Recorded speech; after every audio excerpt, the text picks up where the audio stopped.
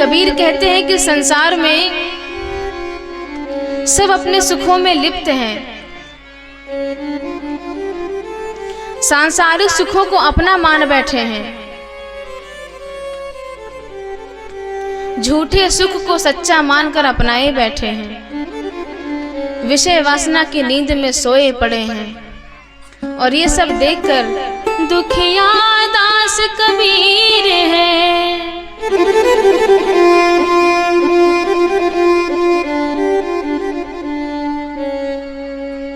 अज्ञान के अंधेरे में सोया है मनुष्य, और ये देखकर कबीरदास जी बहुत दुखी हैं कि इस संसार का कल्याण होगा कैसे।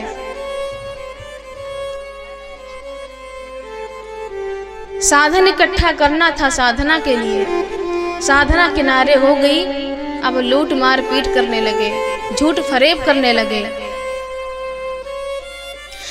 द्वेष करने लगे। सभी सो रहे हैं, भरत जी रो रहे हैं श्री राम जी की याद में। बीत गए दिन दरस बिना रे।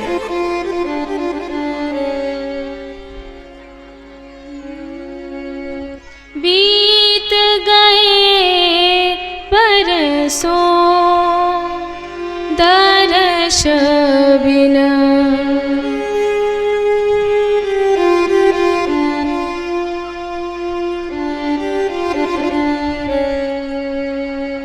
बीत गए बरसों दरस बिना, बीत गए बरसों दरस बिना, पिया नहीं आए हमारे आंगनवा, पिया नहीं आए हमारे अंगनवा, खिले नाम सरसों दरस बिना, खिले नाम सरसों दरस बिना, बीत गए बरसों दरस बिना, बीत गए बरसों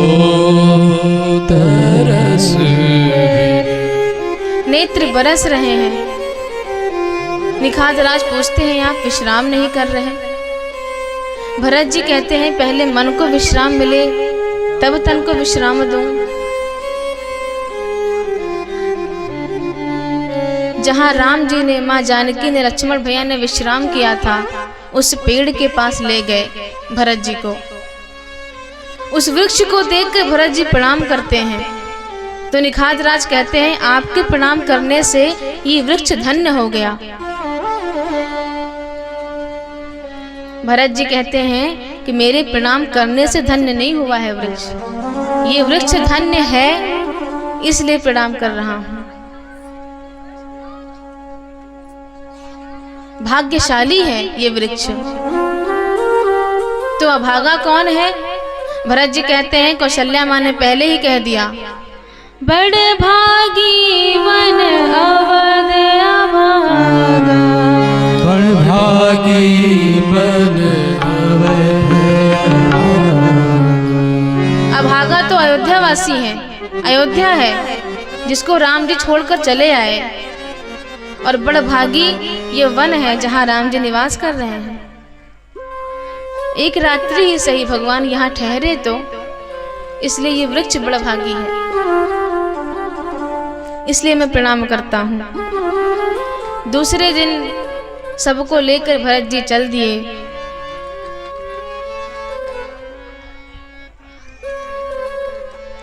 देखत श्यामल धवल हलोरे, प्रयागराज पहुंचते हैं। गंगा जी का दर्शन, यमुना जी का दर्शन, जिस प्रकार प्रयागराज का दर्शन भरत जी करते हैं शायद ही किसी ने किया होगा। गंगा जी की धवल लहरें, उसमें सीता जी को देखते हैं।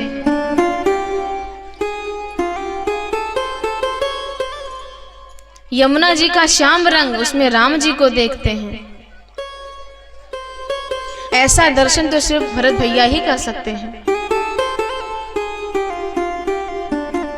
दर्शन करते ही मांगते हैं। पहले कहते क्या हैं? मांग भीख त्याजी निज धर्म, मांग भीख त्यागी निज धर्म, आरत काहन करई को कर, आरत काहिन